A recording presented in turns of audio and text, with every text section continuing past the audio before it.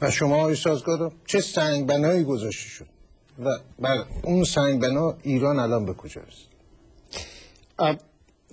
ببینید، من اگه بخوام در یه جمله بگم، به نظر من همه ایدئولوژی ها و مکتب هایی که میخواستن در زمین بهشت خلق بکنن سر از دوزخ و جهنم ساختن در بردن.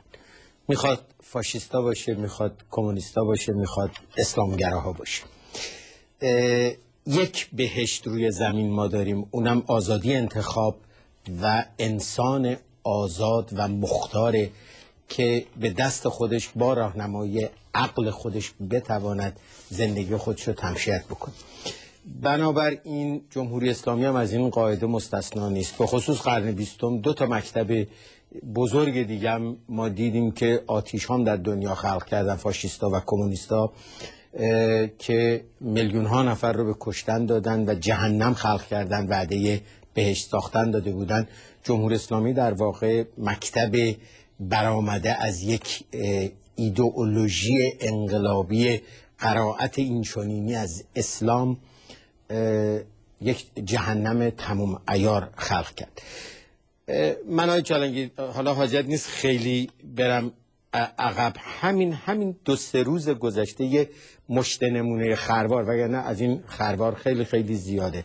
آقای محسن دکمچی، یک بازاری متدین، یه آدمی که دست خیری داشته و به خانواده زندانی ها کمک میکرده، کشتنش در واقع تو زندان، سرطان گرفته، 10 سال زندان محکومش کردن به جرم کمک به خانواده های زندانی ها و اینکه دخترش در قرارگاه اشرف بوده و اومدن ایشون رو بهش نرسیدن در زندان، با سرطان به وضع دردناکی فوت کرده. بعد در تشییع جنازش نیروهای امنیتی حمله کردن.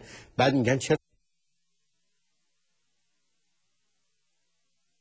رو دستگیر کردن، از تجمع میترسن، از ختم نمیگذارن. و پدر آقای مهندس موسوی، مرد 97 ساله، یه بازاری قدیمی محترم، فوت کرده. کسی که آقای خامنه‌ای هم فامیلشه، هم زمان شاه چند وقت هم خونهشون مهمون بوده، مخفی بوده، یعنی حتی حرمت دوستی ها.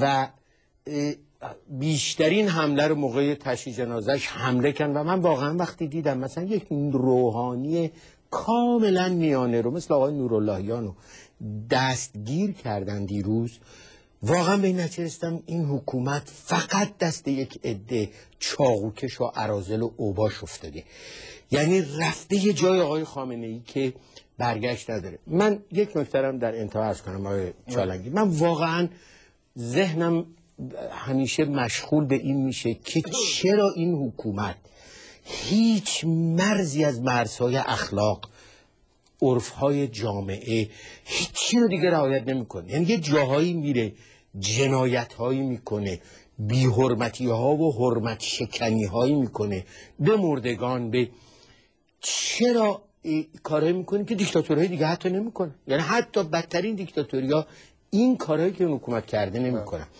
یه نتیجه رسیدم، غیر از اینکه حالا این روزا وحشت زده است این حکومت، از هر اجتماع کوچیکی، از یه مجلس ختم سادم میترسه، اما به یه نتیجه رسیدم. داستایوفسکی میگه خدا رو از دنیا بردارین هر کاری مجاز میشه. این آقایون ظاهرا خدا رو از دنیا بر نداشتن، اما یه خدای خلق کردن تو جیب خودشون، یه خدای خلق کردن تو جیب ولی فقیه. همه چیز رو اینها ملاکشن. وضع میزان و ارزش هایی که خدا به خودش نسبت میده انبیا گذاشتن، ارزش های عدالتی که باورای همه چیز بر اساس یه نفر به نام ولایت فقیه و یه مکتب انحرافی که فقه محوره درست کردن. در نتیجه هر جنایتی مجازه، هر کاری مجازه. این به نظرم آخرین نمونه ها نشون میده که در این 30 سال در واقع چه گذشته. 32 سال. خب آقای سازگارا به داستایوفسکی اشاره کردن. فیودور داستایوفسکی نویسنده قرن 19 روسیه که بسیار سرشناس برخی نویسنده